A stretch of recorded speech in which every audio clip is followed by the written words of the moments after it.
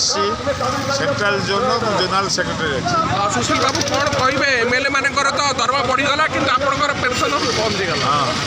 आम से एमएलए का दरमा बढ़िया सहित आम किसी संपर्क ना बढ़े 147 जन कि आम चाहूँ केंद्र सरकार हो राज्य सरकार हो जो पेनसन मानकर दरमा वृद्धि न करने जो योजना कर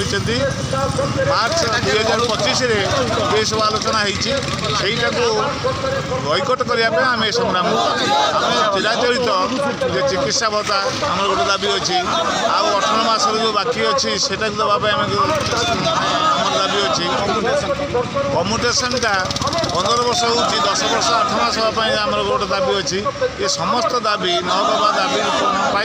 आम आज राजरास्ता को ओल्लैचु एवं सरकार को चेतावनी देवाई मेडिकल कॉलेज कटक अवसर प्राप्त कौन कहे विधायक मान दर बढ़ीगला कि पेनसन मिला ये सरकार ओडिशा रे सारा भारत में जो सब विधायक मंत्री मानकर नहीं दरमा निजर बढ़ेले किंतु अवसर प्राप्त कर्मचारी मानकर भारत सरकार मार्च रे जो बिल आनी ताकू आम तीव्र विरोध करूँ जो अष्टम वेतन कमिशन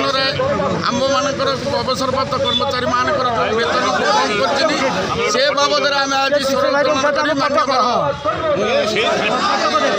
राज्यपाल पाखक स्मारक पत्र देवाई आज आम जाऊँ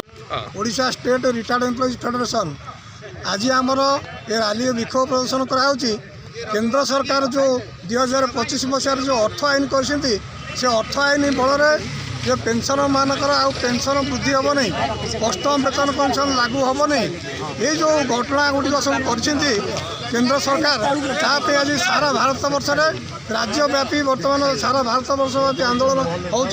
आंदोलन स्वरूप आज ओडिशा राज्य अवसरप्राप्त कर्मचारी महासंघ पक्ष सारा ओडिशार प्रतिनिधि माने आज ये जोगदे मालकानगिरी मयूरभंज पर्यंत समस्त जिलार प्रतिनिधि जोगदे आम आज जे केंद्र सरकार पक्षर एक 8 दफा दाबी सम्बलित एक दाबी पत्र राजभवन जाई आमर माननीय गवर्नर को दिज्व आउ एक दाबी पत्र आम ओडिशार पेंशन मानक दाबी संबंधी जे पुराना पेंशन सहित अन्य जो दाबी आम रही से दाबी आम आउ एक दाबी पत्र दबू आमर मुख्यमंत्री महोदय को ये दाबी पत्र देलापर सरकार जदि आमर ये दाबी ग्रहण न करती आगामी दिन में सारा ओडिशा व्यापी ये पेंशन महासंघ जो अच्छी बर्तमान 30टा जिले में समस्त जिलार साथी मानक नहीं पेंशन मानक नहीं 3.5 लाख पेंशन दाबी विशाल आंदोलन ओडिशा रे संगठित हम ये कथा आम चेतावनी दूँ।